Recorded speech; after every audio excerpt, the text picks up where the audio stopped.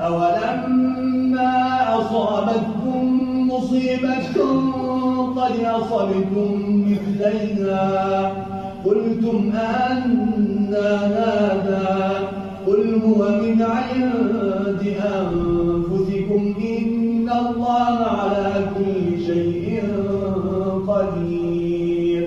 وما أصابكم يوم التقى الجمعان فبإذن الله وليعلم الذين نافقوا وقيل لهم تعالوا قاتلوا في سبيل الله أو ادفعوا قالوا لو نعلم قتالا لاتبعناكم للكفر يومئذ أقرب منهم للإيمان يقولون بأفواههم ما ليس في قلوبهم والله أعلم بما يكتمون.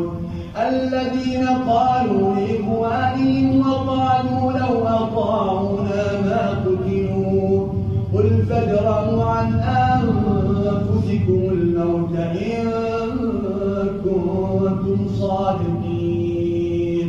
ولا تحسبن الذين قتلوا في سبيل الله أمواتا بل أحياء عند ربهم يرزقون فرحين بما آتاهم الله من فضله ويستبشرون بالذين لم يلحقوا بهم من خلفهم ألا خوف عليهم ولا هم يحزنون يستبشرون بنعمة من الله وفضل وأن الله لا يضيع أجر المؤمنين.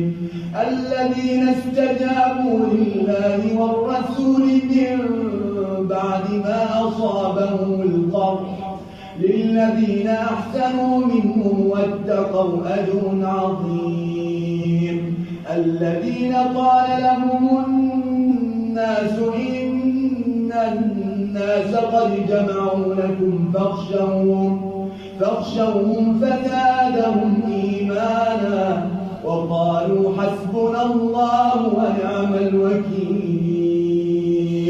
فانقلبوا بنعمة من الله وفضل لم يمسسهم سوء واتبعوا رضوان الله والله ذو فضل عظيم.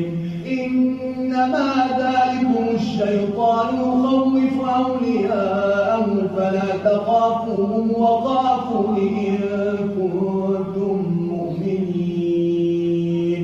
ولا يحزنك الذين يسارعون في الكفر إنهم لن يضروا الله شيئا يريد الله ألا يجعل لهم حظا في الآخرة ولهم عذاب عظيم.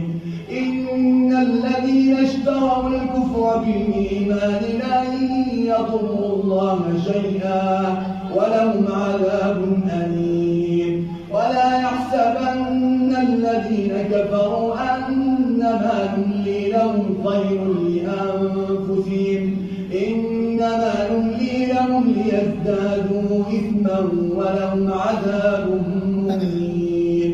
ما كان الله ليذر المؤمنين على ما أنتم عليه حتى يميز الخبيث من الطيب وما كان الله ليطلعكم على الغيب ولكن الله يجتبي من رسله من يشاء. فآمنوا بالله ورسله وإن تؤمنوا وتتقوا فلكم أجر عظيم.